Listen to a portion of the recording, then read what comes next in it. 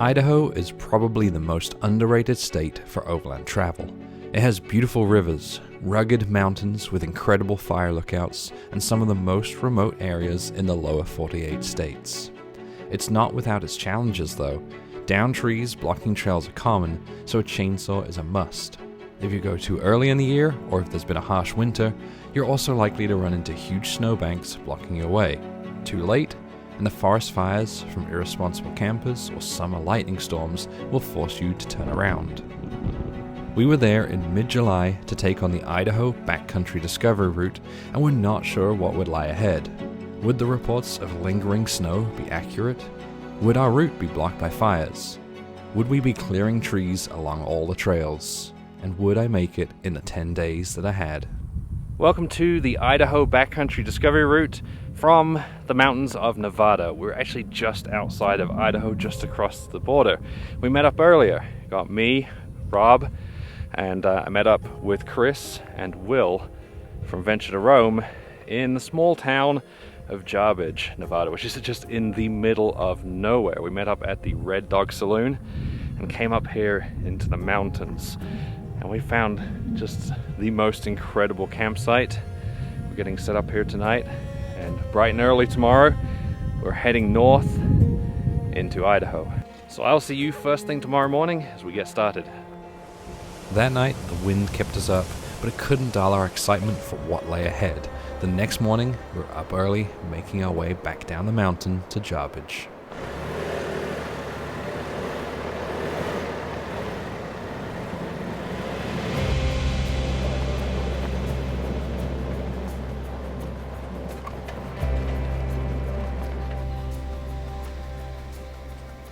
Jarbidge has a tiny gas station on the edge of town, so we stopped for the first fill-up of the trip. Since it's so remote, we figured it would be really expensive. Probably, I think it may be $6 a gallon.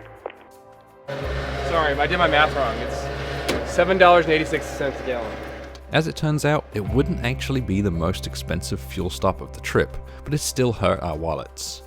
We explored the small town that was the site of one of the West's last gold rushes, stopped in the inn for some ice cream, and then loaded up to head along Jarbidge Canyon into Idaho. Are you ready to go?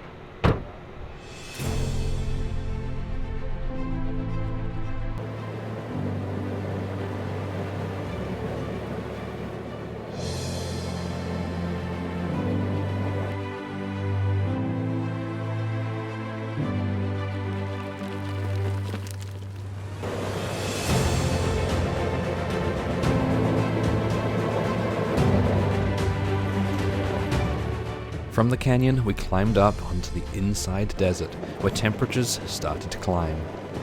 My car says that it is 103 degrees outside.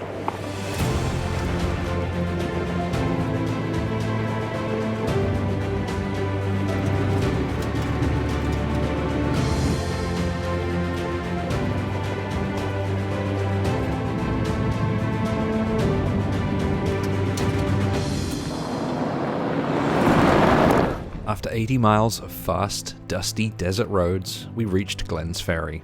Is this where you want to eat, Chris? You know, it's never been like a very fancy place, but it was always, like good food. We just went through Glenn's Ferry, and our goal now is to get up into the mountains. It's 104 degrees down here. We want to get up somewhere a little cooler and try and find a place to camp. Through the day, the temperature kept on rising. We have a new high. I have 105 degrees. 106 degrees.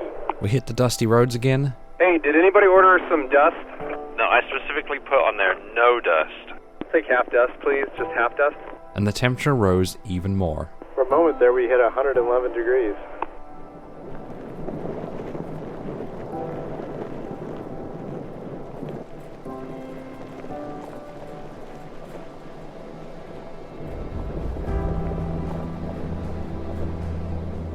We had been making our way over the Mount Bennett Hills, and as we came down the other side, we caught our first glimpse of the Anderson Reservoir. I've never approached the dam this way. It's so pretty. As we approached the water, the temperature began to drop. 87 degrees. I'm liking that. I'm liking the direction of the temperature. It wasn't just the water or the time of day that was causing it to cool. We were climbing in elevation. Glenn's Ferry sits at about 2,500 feet, and we were making our way up to almost 8,000. As we drove, the mountains started to come into view, and the scenery got more and more spectacular around every corner.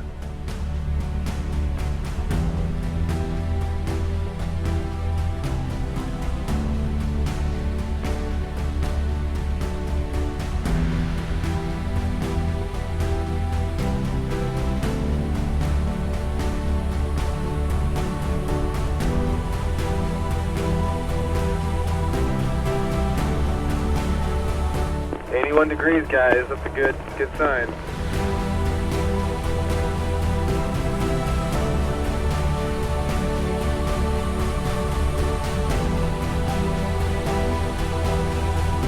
$76 guys. Oh, I'm getting to the views. I'm on the backside of this hill now. Wow. Holy smokes, that's gorgeous. You can already tell this is going to be a pretty campsite. We have another beautiful spot for camp tonight. And this one technically isn't on the Idaho Backcountry Discovery Route. One of the mountain roads is closed apparently for a few more days. From what I understand, there's no snow up there, but it's just a seasonal closure that they leave until mid-July. So we're out here. This is another one that Will already knew. And I'll see, if the trip keeps going like this, that'd be fantastic. Just killer camp spots every night. I'm okay with that. So tonight, we're all set up, ready for camp. Chris has just pulled out stuff for dinner. I think he said he's doing Korean something chicken, maybe some kind of chicken curry. I don't know, something with chicken. So got that to look forward to.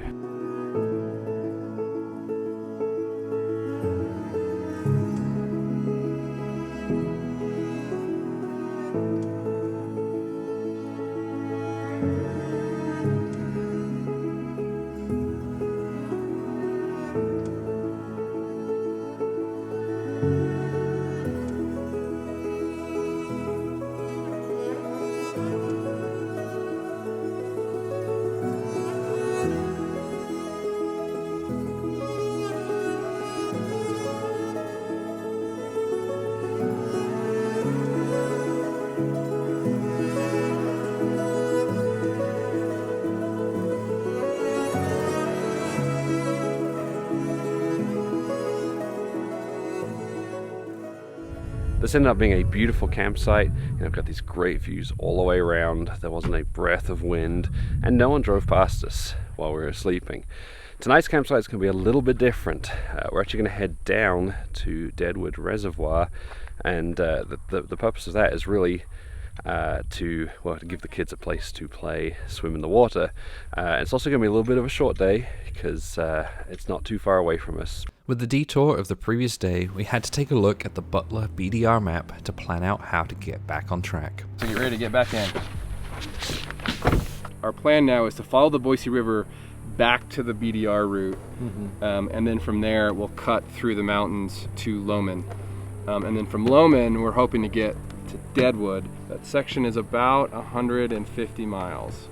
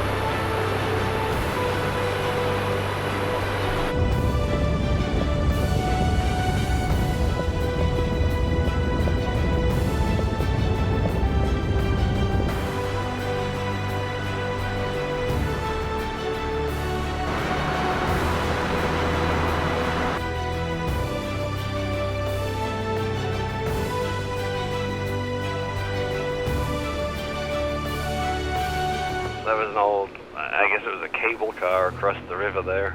Oh yeah, those are for mining. I think we should try and send one of the kids across. Back on the Discovery Route, it was time for us to continue north, climbing the first of the day's many mountain passes.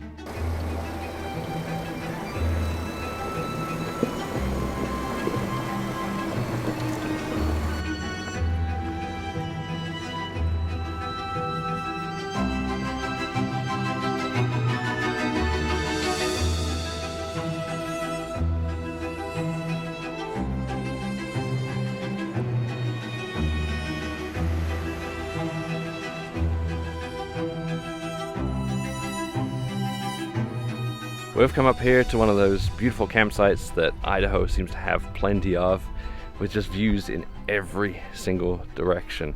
Behind me down at the bottom was the river that we were following. You can see the mountain chains, and we've just come up to cross up the hills and ended up here. And while it would be a great place to camp, it is just entirely too early in the day. In fact, it's lunchtime, so Will has set up his rugged bound ostrich wing awning, and I'm kind of jealous. I wish I had one. Well, I do, but it's sitting at home back in Kentucky waiting for me because it came in the mail after I left. So I'm going to use that, get some shade, eat, and then continue over the mountains to the reservoir.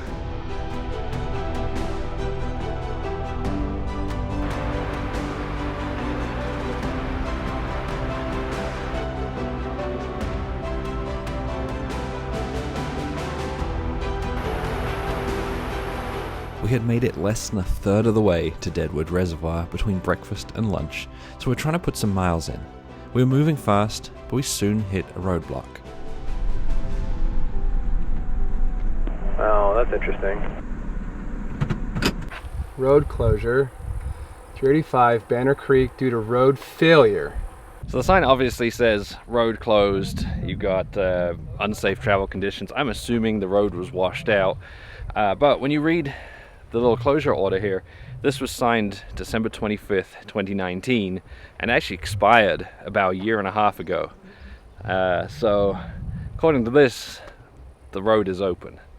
But it's one of those things you probably have to call and check, and we don't have any service, so we can't call. And chances are, even though it's been 2.5 years since the road was washed out and closed, it probably still hasn't been fixed. So we're not even going to bother. We're just going to stick with what it says here and do a little detour. It's not too far, about a mile back that way, and then head around onto some pavement. When we checked the Boise National Forest website later, there was no mention of any closure, and Banner Creek is shown as open.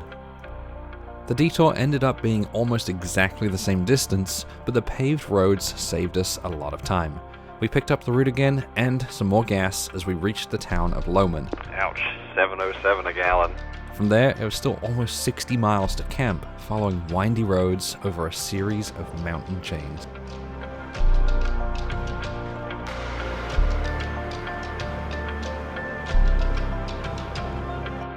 So one of the things my truck has is a little thing that tells me the current speed limit, and it says that the speed limit here is currently 75, so if you guys would speed up a little bit, please.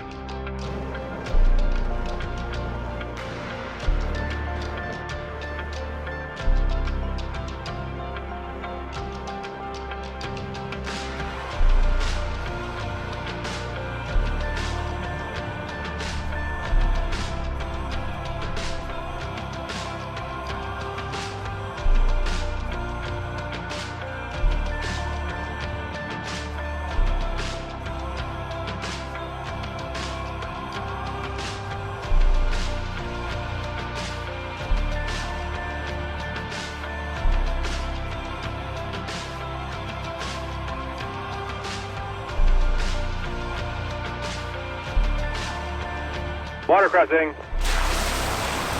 Oh, that's a little deeper than it looks. That was deeper than I thought.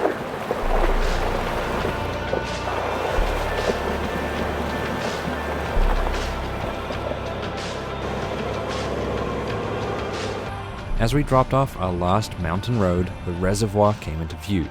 It looked incredibly inviting. We were exhausted and couldn't wait to find a place to camp.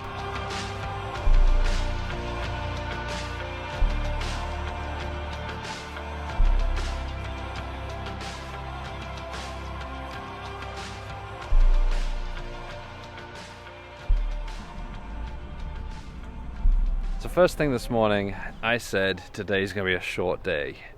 And apparently we underestimated the Backcountry Discovery Route because it's been a very long day. Not that the trails are difficult, they're just very, very windy. So it's just a little bit slow going, and it's kind of late in the evening now that we just got here at the reservoir. But we found ourselves a fairly secluded spot here, and then about 100 yards that way is the reservoir. So we're gonna get dinner going, and we can go over there and go in the water. The kids can go in the water, and we can take a rest because we're all very tired.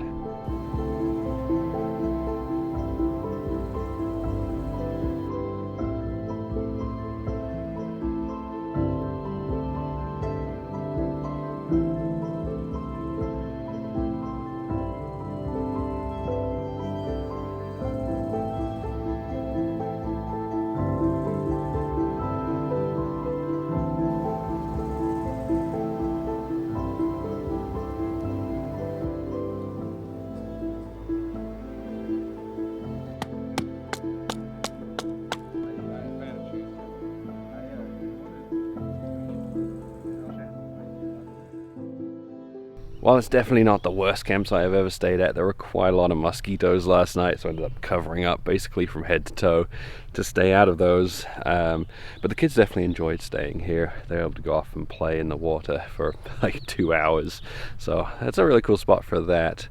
So today just got packed up, and the goal for this part of the route is to make it to Yellow Pine. Apparently it's a fairly quick and easy road, but we also thought the same thing yesterday, so we'll have to see how it goes. But apparently there is a ghost town up there that we can go check out, which should be a lot of fun.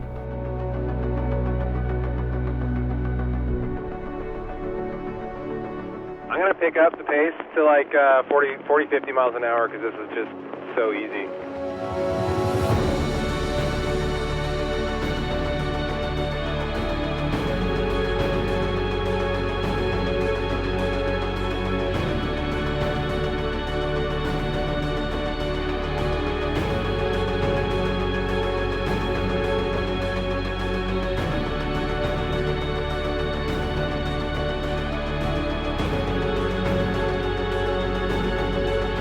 That river is phenomenal. This is beautiful in here. The ghost towns, I think, are, my route says that they are 8 miles away from Yellow Pine. Will had been talking about the ghost town all day. I'm a huge fan of ghost towns and abandoned mines, so I'd been looking forward to it. As I pulled up, I realized something was wrong. Here's the town site. The ghost town? Says town site. If it's what I think it is, it's a huge ghost town. It wasn't. We may have had our expectations set a little high for this ghost town, if you can call it that. There were a bunch of signs saying that this is the former town site, this open area behind me, and having walked around and looked around, there is very little evidence that there was ever a town here. In fact, this is the only thing that I've found that even suggests that people once lived here, or that there were even buildings here once. So don't recommend this one. There are definitely better ones out there. At one time, there was the town of Stibnite, which was home to thousands of miners. Today, it's just a field. You can still view the old mining pit and a couple of structures from a distance, and although we didn't know it at the time, further up the mountain is the Cinnabar Ghost Mine, which still has dozens of structures in relatively good shape. It's likely this is the town that Will was thinking of. But now we're going to head down into the town of Yellow Pine, where we're going to meet up with some of Chris and Will's family. Yellow Pine is a tiny village deep in the Idaho mountains. As of the 2010 census, it had a population of just 32 people. Right in the center of town is Yellow Pine General Store, where we'd be meeting up with everyone. It was also one of the key stops for gas on our route. We are at the Yellow Pine Country Store, and this is one of our planned fuel stops. It's about 100 miles to the next gas station, and unfortunately, they did not get their shipment of gas in this week, so they are limiting you to 2 gallons of gas. Chris has 103 miles of range before those 2 gallons were put in, and Will is at 93 miles of range, so it's really tight. Thankfully, in the Tundra, I've got a bigger fuel tank, so I've got about 200 miles. Also brought plenty of spare gas that I'm willing to share with them if they end up needing it, because I've got those armadillo bags in the back, so those are 5 gallons each. These things are great because they're flexible, they can expand and contract as necessary, unlike, like Rotopacks. They expand, they leak, you gotta vent them. So, plenty of fuel in here, nice and safe. While we were waiting, we spotted a clearing up on the mountain overlooking Yellow Pine that looked like it'd have a cool spot to camp. When we asked in the store, they said we'd have no problems getting there. Rob, I think we should go up the mountain. Okay. Okay, that route is 2.9 miles. I don't know what the road's like, but it's not very far. It wasn't far, but it was steep and narrow. There were spots where my tires were right on the edge, and others where Will had to clear rocks, logs, and branches that were sitting across the road. There's a pretty tight spot up here with a log in the road. I think I might just jump out real fast and make it a little bit wider for you, Rob.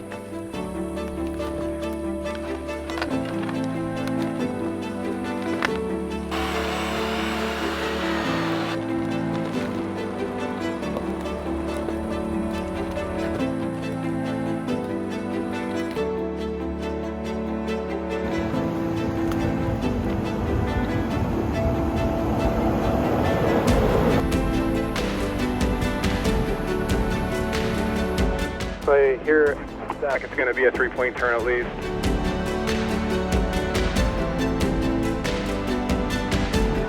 There's a switchback up here that's really tight. It's going to take backing around.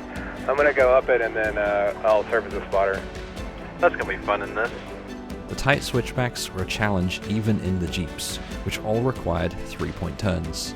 The much wider and much longer Tundra took a little more planning, but it made it through.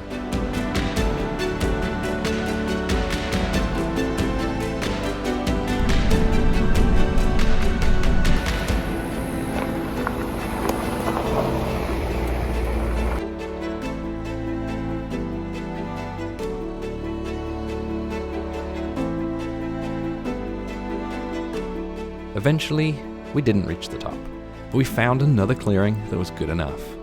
I bet we've already burned those 2 gallons. This is camp for tonight. We've got a not quite level spot up here on the side of the mountain. Got a mine, I guess an old mine just over there. It's probably why the road exists. Some kind of oil tanker, fuel tanker, something down there. And then views. You got mountains over that way, the valley over behind me there. So not a bad spot, a little hot, but it should cool down quickly up here. Good things happen. So tonight we're gonna have dinner. Am I distracting you? I'm sorry. No. Take 2. So yeah. Thanks, Rob. Thanks, appreciate that. Yeah. And tomorrow we start section 3, which is from, gosh, where is it? It's from Yellow Pine to Elk City. It's super wiggly, Squiggly lines on the map, and we don't have a lot of gas. Yeah, that's right. So we use up our 2 gallon allotment getting up here. We're hoping they'll give us another 2 gallons tomorrow, 2 gallons a day per person, hopefully. So we're not just trying to pose for Instagram. We actually needed to get the rigs on that high of a stack of rocks just to level them out. There's my rig. There's Chris's rig. This is just so we can sleep tonight. And let me show you Rob's rig. Rob's is just as bad. It's pretty safe to say where we're camping is not level. Here's Rob's rig. I mean, it's pretty ridiculous, but the good news is we got everything level.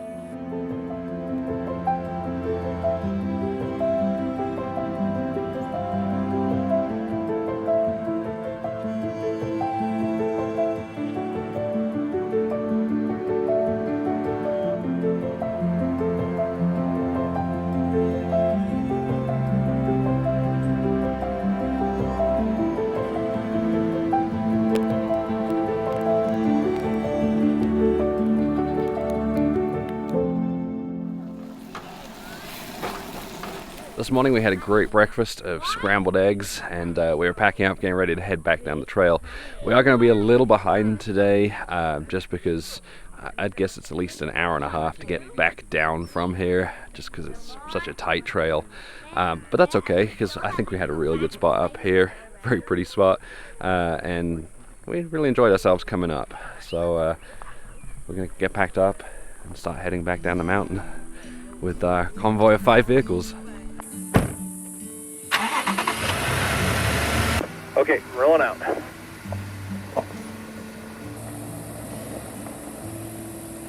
So Jim, this hairpin right here will have to do as a 3-point turn. So I will probably be a 27-point turn. On our way back down, we started wondering if they'd let Will and Chris buy some more gas in Yellow Pine. Mine says 44 miles LMP. Mine just says low fuel. Thankfully they did, but I later found out that they'd paid $9 a gallon for the privilege. This is a convoy, everybody.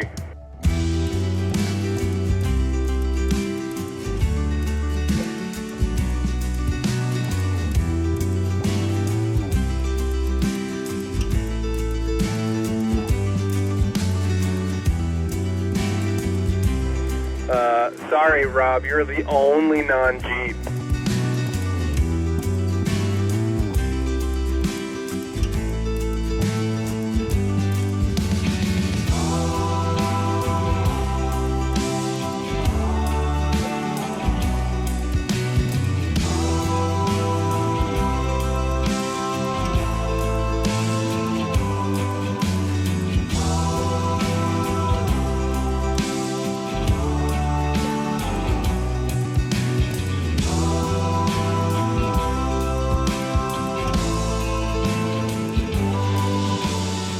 We've just stopped for lunch in this beautiful shaded spot in the forest, and while we were in the general store in Yellow Pine, I noticed they had 2 cans of clamato. Tomato and Clam. And it's something that Will and Chris have been talking about. They saw me try it on video. It's not horrible. And talked about how gross it sounded. So, of course, I had to buy them some. I've got it in the fridge here. I'm going to take it over to them. This is for you. What is this? Oh, come on, man. Straight clamato? Clamato, my favorite. Thankfully, unfortunately, they only had 2 in the store, so I couldn't get one for myself.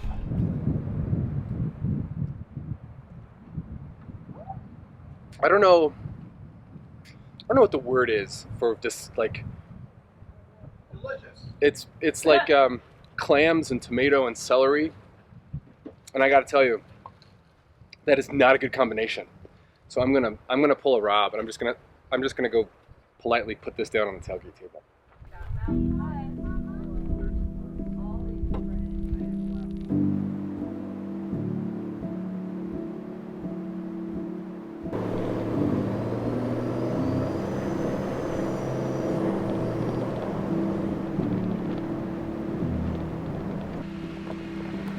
Some overhead obstacles here. Hey, Will, is Rob going to be able to get underneath that? I don't think Rob's any taller than we are. I am, and I didn't. Slow. Whoop. A quick trim, and we were on our way over the mountain.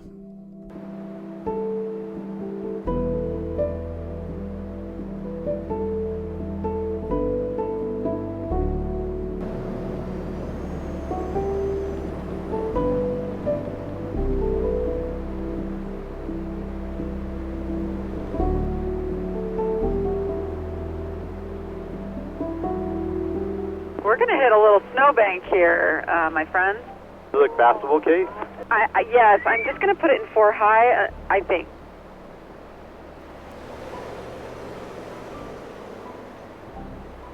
Looking good, Kate.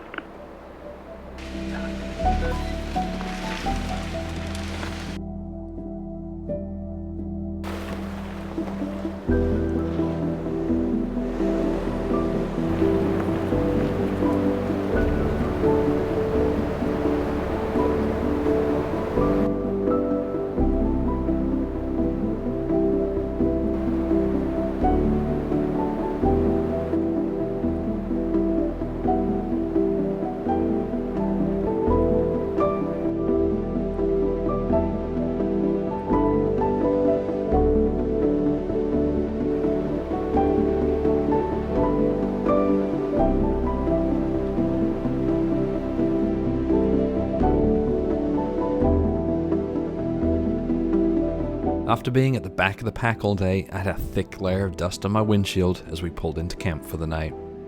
Do you believe this campground is all ours and nobody's there? That is what I like to hear.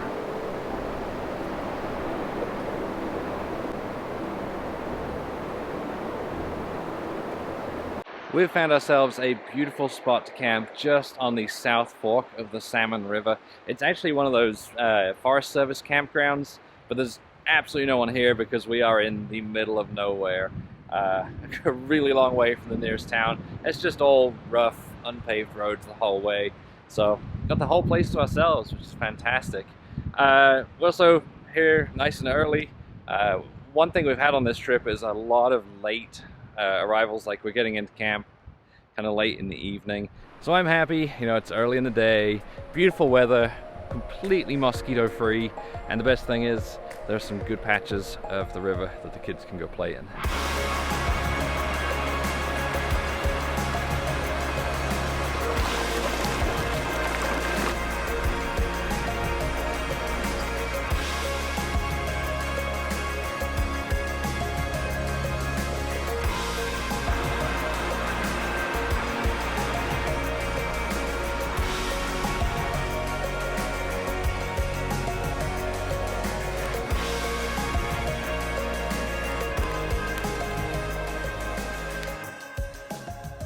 This morning's an early start, so there's lots of sleepy faces around me backing up their tents.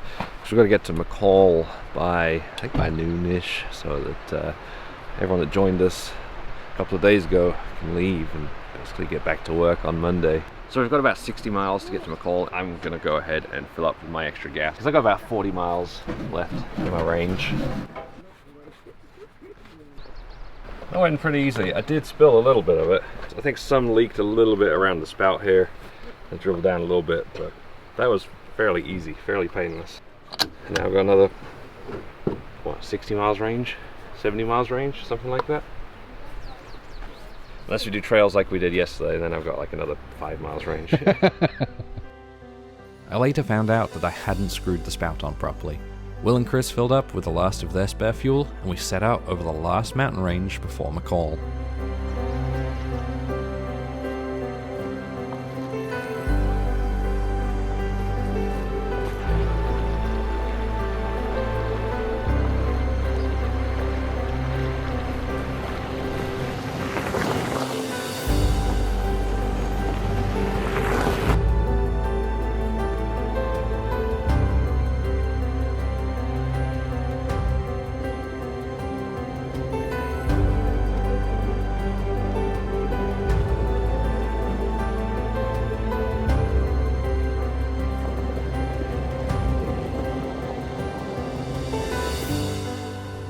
So 509 miles after airing down, we're finally airing up again as we've reached our first significant portion of pavement here.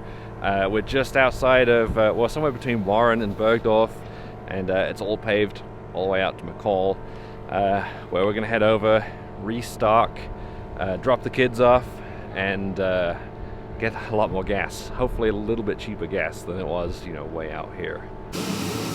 Hey Rob, that's a car wash, not a shoe wash.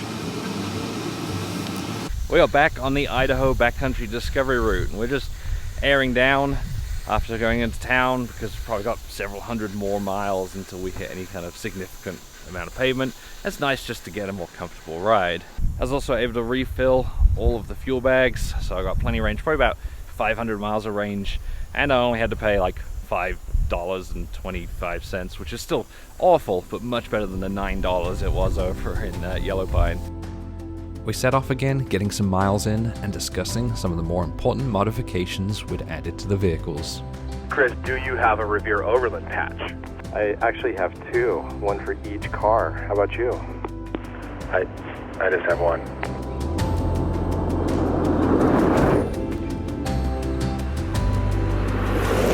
You guys were coming up on this bus. Oh wow, that's really cool. The sign at the side of the road said, not suitable for passenger vehicles, and I guess they didn't read that sign. So don't come up here with your bus, because you'll end up stuck like this bus.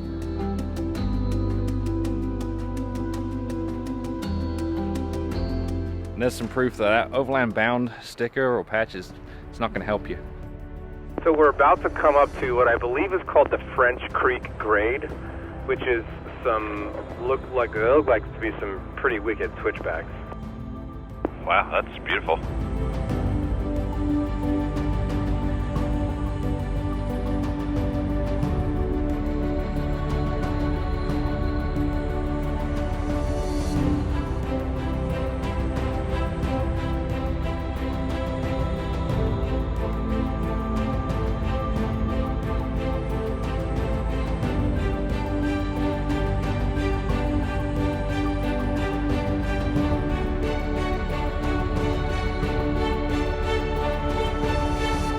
Actually, that corner you just passed, it looks like there might be a little campsite out on the end there. No, it's massively overgrown, covered in grass, like knee-high grass. We should have brought our overlanding lawnmowers. You gotta be careful what you say on these open channel radios. Anyone could be listening and steal that idea from you. Somebody is listening in. The overlanding lawnmower is mine.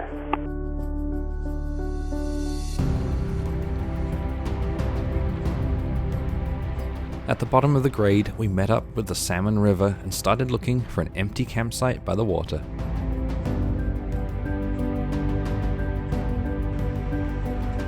I think we got very lucky with camp tonight. We were driving along the beautiful lower Salmon River, and we noticed this tiny little trail going off the right-hand side of the road. We almost missed it, actually.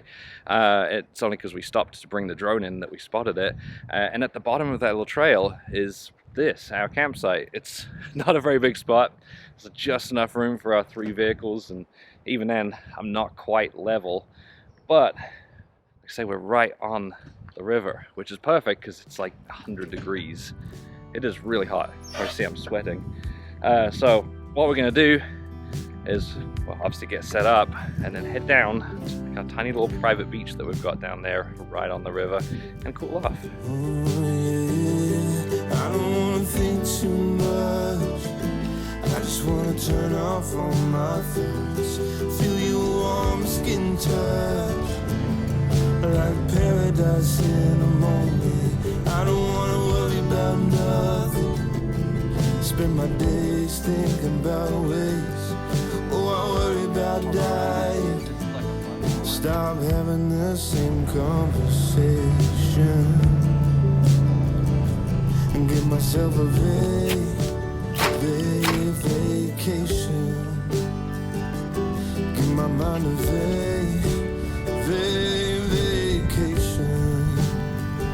Yeah, take me away, just change the station. Give me a vacation.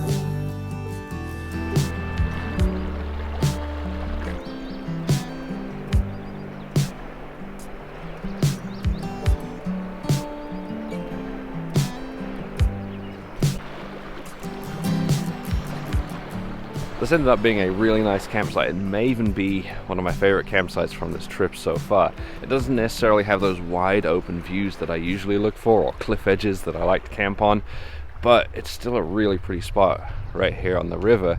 And we really enjoyed sitting in the sand last night with our toes in the sand while we were grilling our barbecue ribs. Interestingly, I think we're right on the edge of a time zone here, because I set my alarm for 8 o'clock this morning. Woke up, got up at 8 o'clock, and by the time I came down here, it's 7 o'clock. So something's going on.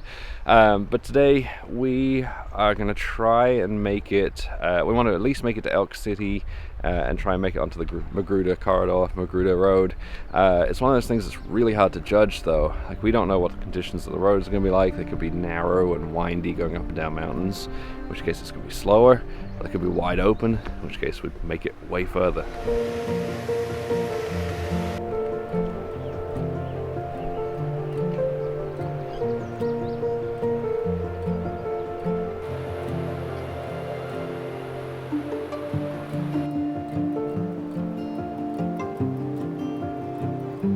It looks like we're going to cut up into these mountains here in just a second. I think we're going to get off this dirt road and very, very shortly.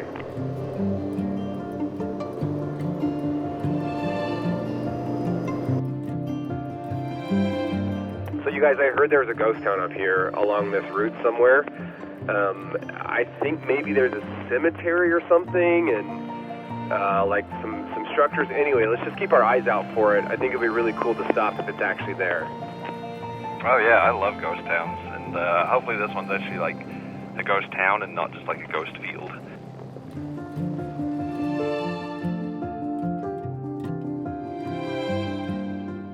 So many downed trees, but it looks like they've all been cleared. Well, I might need a spot actually. Okay, I'll be right there. Actually, I'm thinking I need a chainsaw. As we're coming through the forest here, the trail's getting tighter and tighter, and a lot of places the trees have been cut. Like this one that's next to me here, and they've been cut so it's just wide enough for the full-size truck to get through. However, with the rooftop tent going on, with all the stuff I've got on the roof, some of the stuff's a little low-hanging, like this one. So we're gonna have to get the chainsaw out and cut, which I know Will is super excited for. He loves using this chainsaw. Just stopping real quick to cut a branch. Pretty sure this is an anti-tundra measure, Rob. I think so. I'm gonna file a complaint. Well, I think a tundra would fit through. Oh, there, yeah. Those are widowmakers right there. Probably the sooner we get out of here, the better. How about we get the heck out of here? Yeah, should we knock this down and cut it?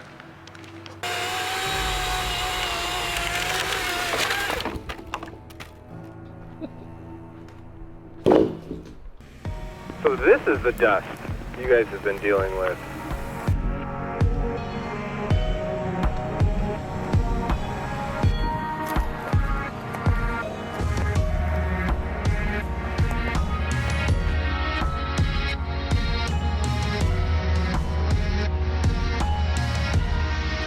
Man, there is a crap ton of trees there that fell down.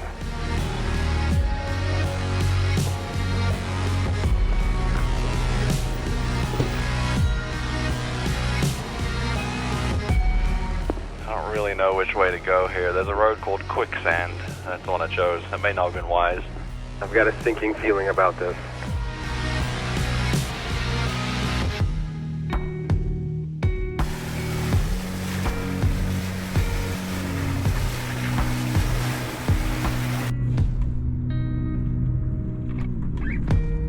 Uh-oh.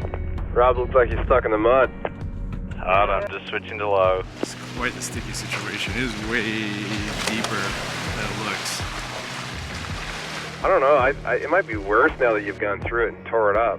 He's just making excuses in case the Jeep gets stuck and the Toyota didn't. I'm doing no such thing. No problem. Rear lock for low.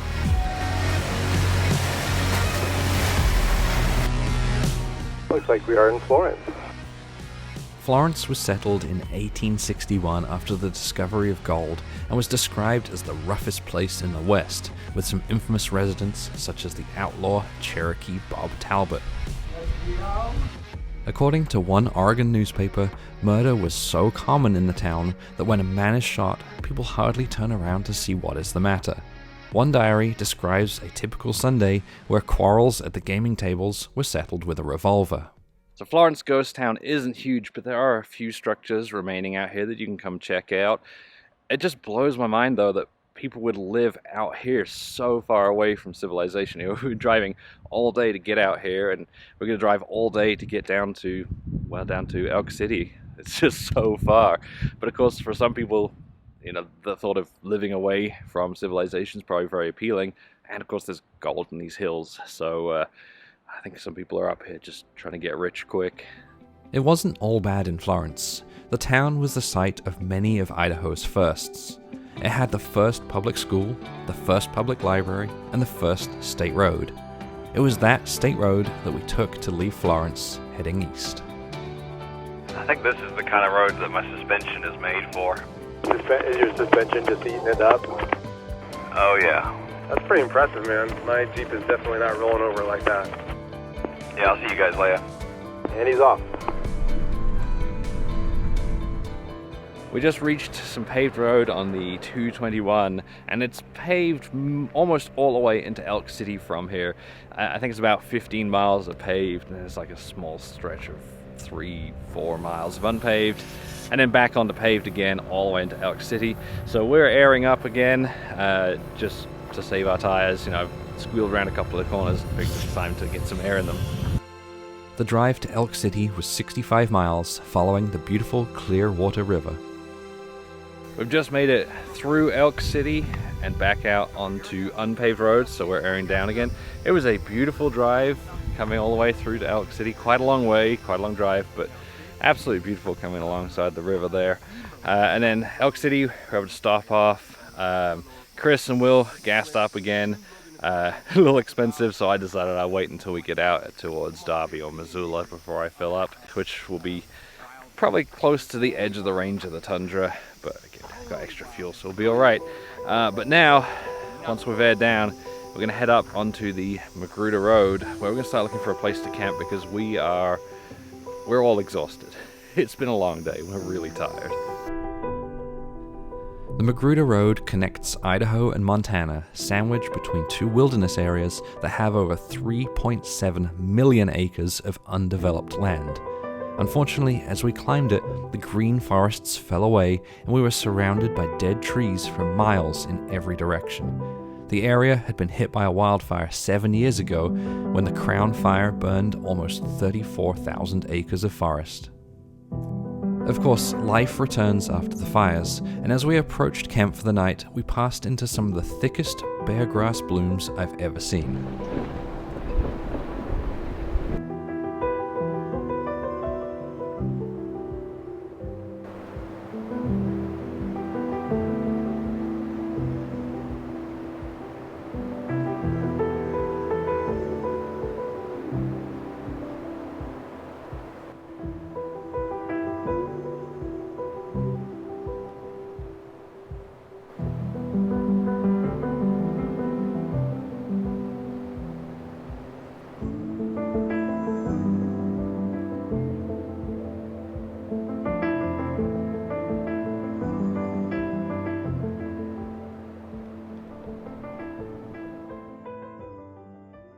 It's amazing the difference we've had between one campsite and the next.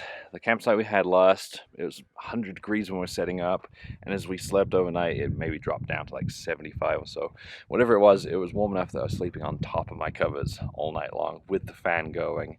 Last night, when we got here, it was probably in the 50s, and then it dropped down into the 30s overnight, and then I buried down into all my covers, had my hat on my head, my warm hat, keep them warm.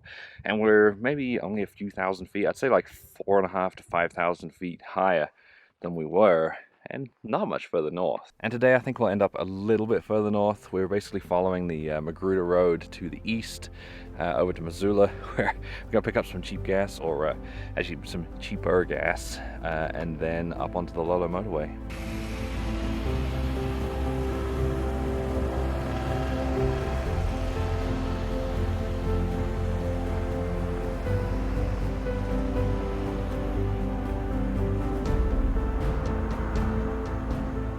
Almost as soon as we'd gotten started on the Magruder, we decided to take a quick detour to a fire lookout tower that we'd spotted earlier.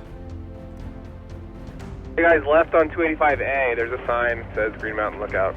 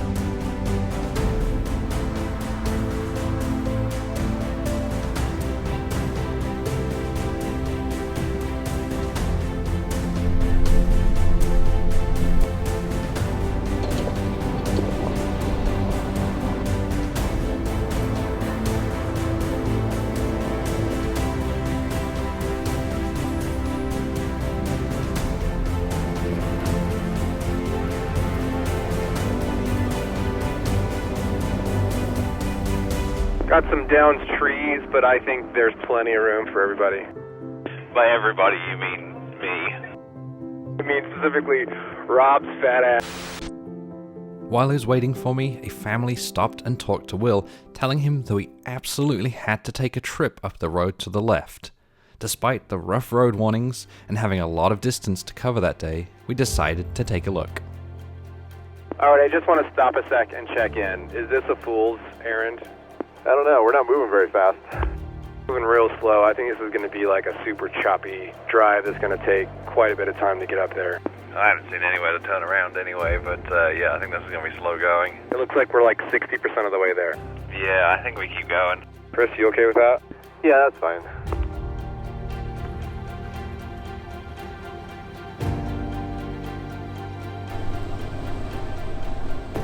I love watching you guys go between like two large rocks, and then when I get there I just have to drive over them.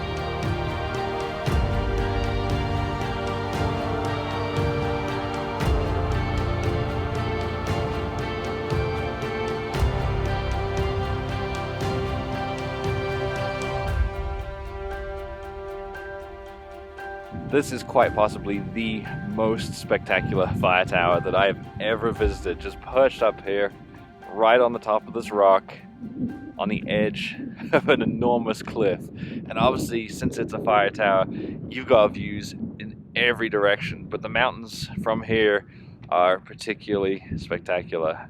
It is an incredible trip up here. Well worth it. The trail's a little tough.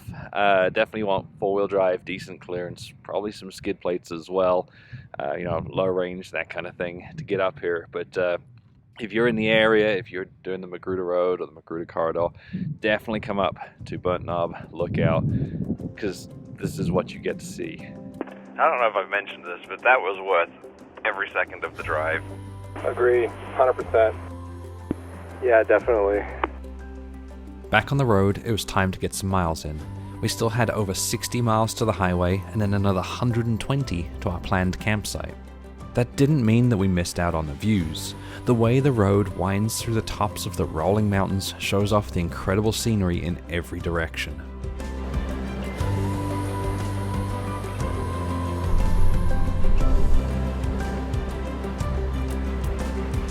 So you guys, right in here, my map has a spot marked that says this is very near the Magruder murder site. That right in this ravine below us is where the bodies were thrown, down by that creek down there. This is the spot that marks the Magruder Massacre, which is how this trail, this road, the most remote road that we know of, got its name. Magruder was a merchant from Wallace who wanted to go to Montana to take advantage of the mining commerce that was happening there. So he left, he took his whole posse, he took all these goods, he made a bunch of money in Montana, but he waited too long to come back. He didn't come back until October. And by that time, all of his posse had kind of already gone back because of the snows, and he had to hire new people. Well, these new people that he hired were unscrupulous. They brutally murdered them with axes and shotguns, took their bodies and dumped them in a ravine, stole all their money, and fled. There was 4 of them. However, this is not a story about murder. I think this is a story about friendship. Because Magruder's friend, who was the banker in Wallace, thought something was off. These guys came back, they had lots of money, they seemed a little off, and he said, "Where's Magruder?" They said, "Who's Magruder?" He said, no, I don't believe you. And so they fled, they went to California. He went to the deputies and he said, "I think something happened to Magruder, he's my friend, I want to do something about it right now." And they said, "Well, we're not going to give you resources to go, but if you want to go on your own dime, we'll deputize you." So he chased them down all the way to San Francisco, found one of their party that confessed to the murders, brought them all back to Idaho, and they hanged them for the murder of Magruder. We just reached the end of the Magruder Road and got to the pavement. We pulled over to air up again, and we came across this. This is a fire pit, which is not only smoldering, but it has red hot embers in it and is smoking away, and there's no one here. It just blows my mind when you see the damage that has been done by the forest fires, yet people still do this. And there's a creek right there. It's not like it's difficult to go get some water and put it out. And if you're watching this and you're not sure how best to put out a fire, lots of water, a shovel, and then mix it all together, make like a gray, ashy sludge that is cool. And if you find someone that has done exactly what these people did, confiscate their firewood. You think? Once we were back on the highway, it was time for me to think about some fuel. How are you doing on gas? I've got 25 miles range, we've got 35 to Derby. As we were filling up, we noticed a huge plume of smoke from a fire to the south. Investigators later found out that it was started by a smoldering campfire the day before and ended up burning over 130,000 acres. We also got food at a fantastic restaurant in Derby, really good value burgers, because we're probably going to be driving kind of late tonight. It's about, I want to say like 50 miles up to Lolo, where we turn off and get onto the dirt roads again. And it's currently 7:30, so we're probably, by the time we reach the campsite that I got marked on the Lolo motorway, probably going to be quite late and probably getting dark. Okay, we're entering the historic Lolo corridor.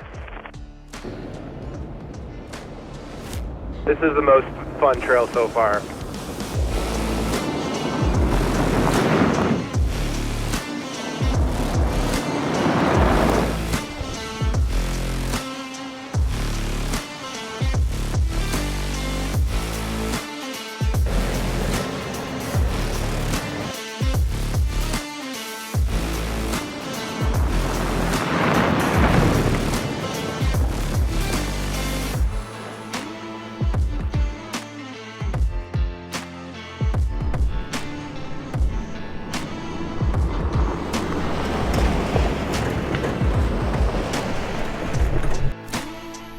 Oh, I saw some eyes in the woods ahead of me.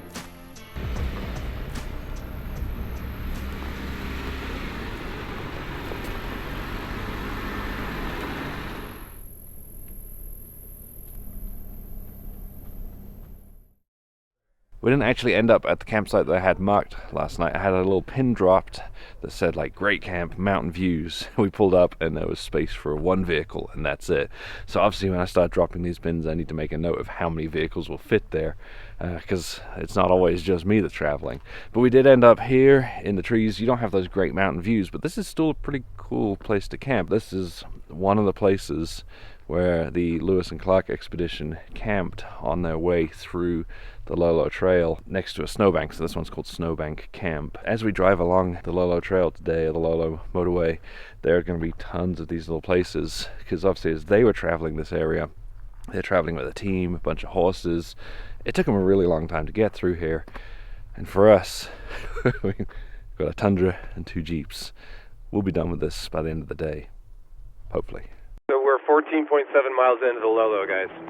Only 100 more to go.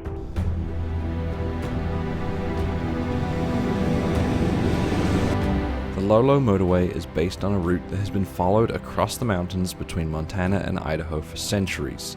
First by Native American tribes heading east on the road to Buffalo Country, and then later by explorers and settlers heading west. The route is well documented by the Lewis and Clark expedition, who crossed it in the fall of 1805 over a period of 9 treacherous days. I don't know how long we've been driving, maybe like 45 minutes, and we've just reached the next campsite along the Lewis and Clark expedition trail.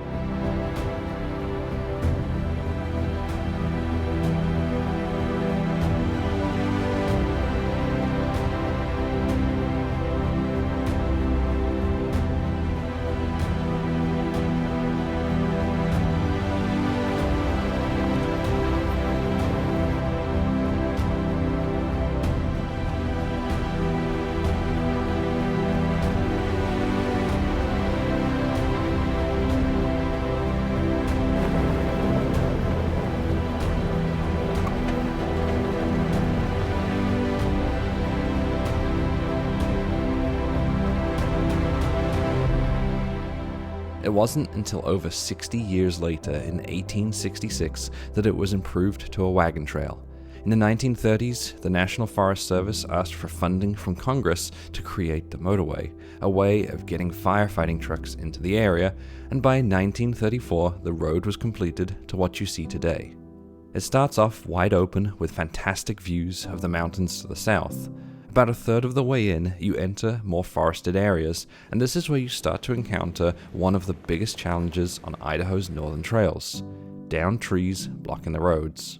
We've come to the first tree of the day, and honestly I'm surprised it's taken this long. This is one of the features of the Idaho Backcountry Discovery Route, is trees down everywhere.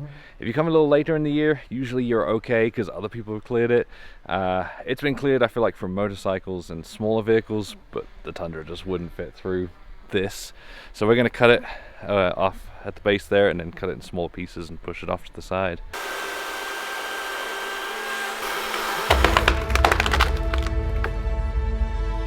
After moving the tree, there was a short stretch of clear road, followed by more piles of trees. Thankfully, most had been cut, but it was tight. This is probably the narrowest one yet. I feel like this section wasn't quite cleared for a full-size truck. Can you imagine being first through this trail this year? I do wonder, why they cut them so narrow. They weren't driving a Tundra or a Jeep. Things were pretty slow going. Whoever had cleared them had saved us a ton of work, but the path was just narrow enough that I had to slow down to a crawl for every single one. And it went on for miles.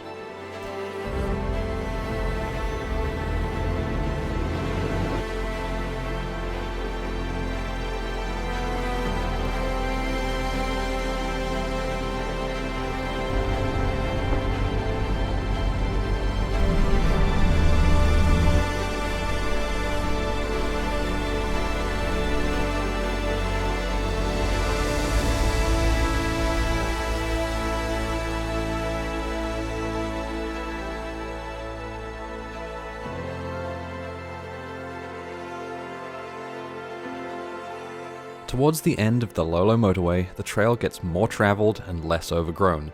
We dropped down to the town of Pierce, where we filled up with gas, and then headed north towards a campsite that had been recommended to us.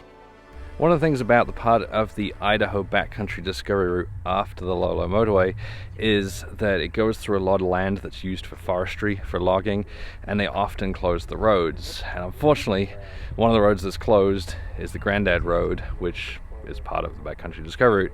And what makes that even worse is that's actually the road that goes past the place that we were going to camp tonight. We had a recommendation in town to head up to a fire tower, which looked really cool, but the road going up past it is closed, so unfortunately we're gonna have to take the detour that they've got there. I do know that there is a campground down by the reservoir that we're heading towards, so hopefully it's a good one. We're also really tired, you know, it's been a long day, so we're really hoping that the campground there is nice.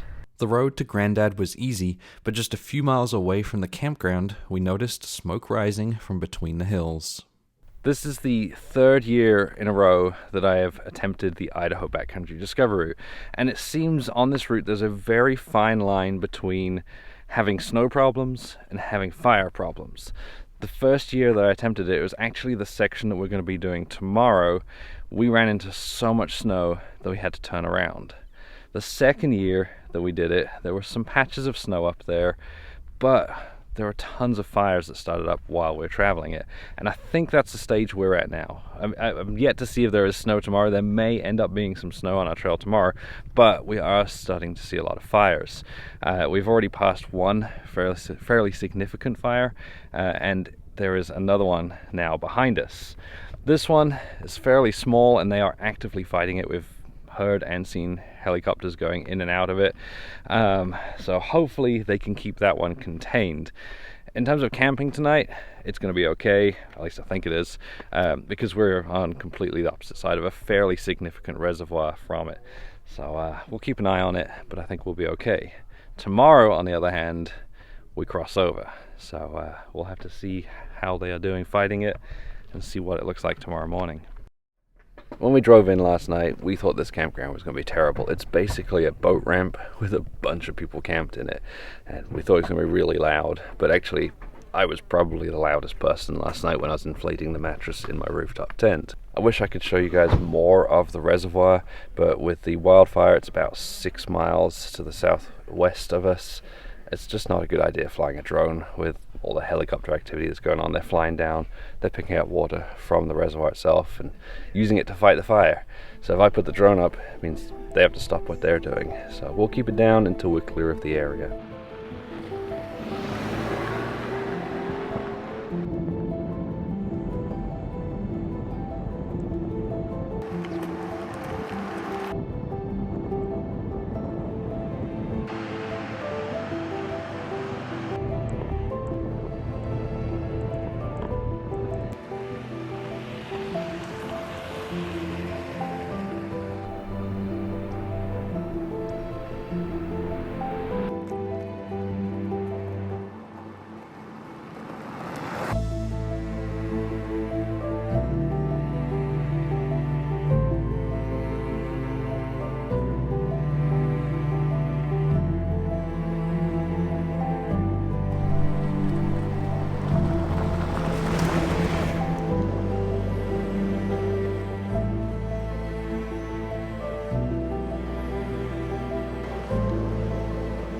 That's some serious dust. So Rob, is this the road that was still had some snow on it and some fallen trees last year? Yes. So when we did this last year, the trees had all been cleared, so we didn't have any issues with those because I was driving the 4Runner. But there were still a few patches of snow that we had to drive through. And when I did it the year before that, that's when it was like knee-deep snow and more, which was also in July. 2 years prior, me and my friend Andreas had struggled for hours up snowy hills while trying to complete this part of the route. The snow was just icy enough that we could drive across the top, but if we lost traction or broke through that layer, we had to pull cable. I'm pretty sure this tree on the right is one that I cleared.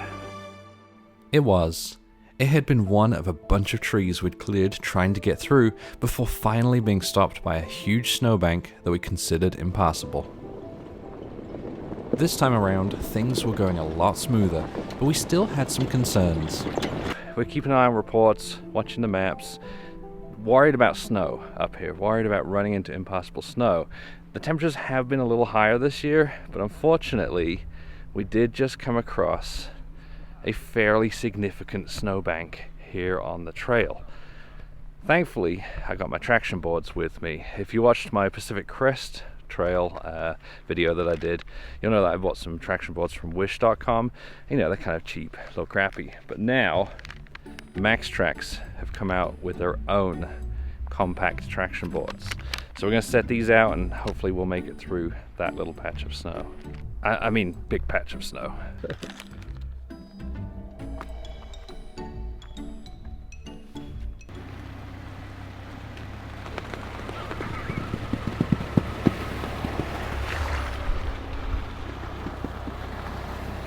Hey, aren't you going to need them? Or do you want me to get the winch out? I think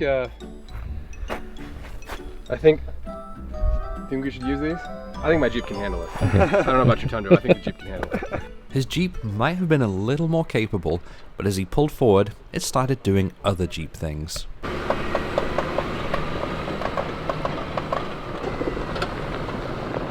While I was doing that, Will has noticed that his Jeep has been making a lot of noise. Sounds like it's coming from the front end, sounds like it's coming from the U-joint on the drive shaft. So he has put it in two-wheel drive and it seems to have helped a little bit. We'll have to see how it goes. Hopefully his Jeep stays together. Thankfully, from here on out, at least through to Wallace, it's fairly easy going. There was one more tight squeeze, and then we were out onto the open and maintained roads as we drove down through Fishhook Canyon.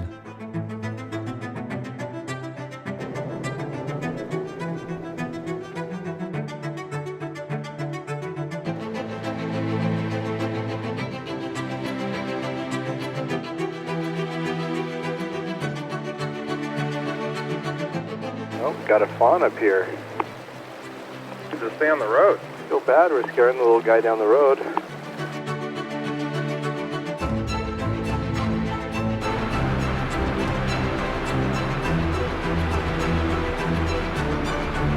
That looks like a very new deer. I'm going to stop here. Hopefully it finds a place to leave. Oh, now, at least now it's leaving the road.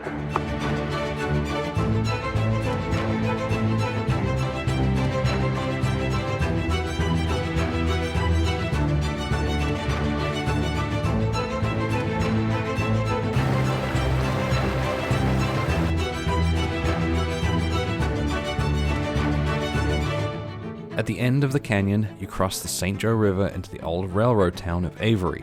From there, we followed the old Milwaukee Railroad north, looking for a spot to camp.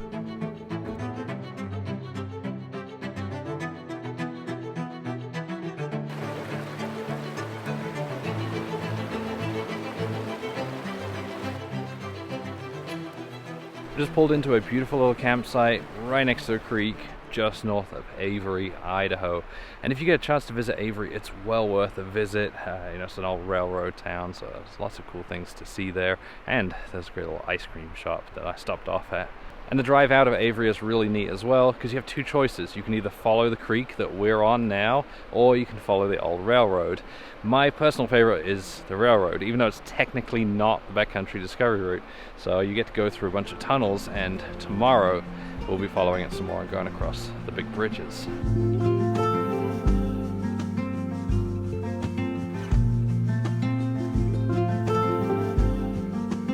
Good night, Gandalf. Hi, Rob.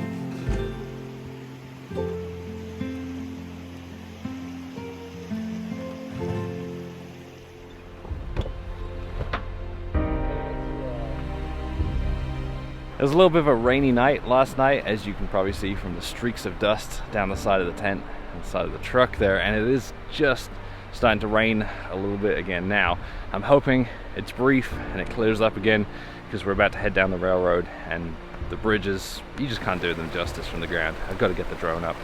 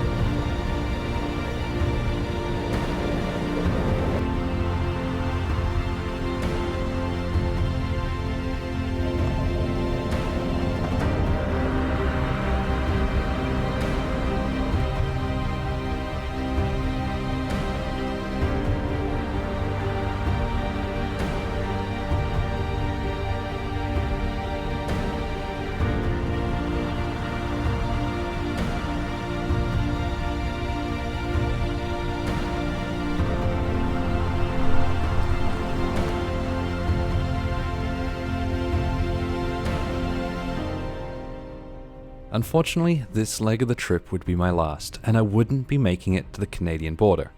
I was out of time and had to start the 48-hour drive back to Kentucky. It turned out I made a good call leaving when I did. As I got close to home, I got a phone call. My pregnant wife's blood pressure had spiked, and she was going to have an emergency C-section. I was going to be a dad about 6 weeks earlier than planned. We now have a happy and healthy baby boy who's already been on his first camping trip with us in Colorado and Utah. If you want to see it, make sure you subscribe to the channel. If you want to see the rest of the Idaho Backcountry Discovery Route, you need to go check out Will's channel, From Venture to Roam, and I'll put a link to his video in the description so you can go see that. Oh man, we made it. Because I've run out of time. Unfortunately, I have to be back in Kentucky, so I'm heading out from here on the I-90. Thanks for watching.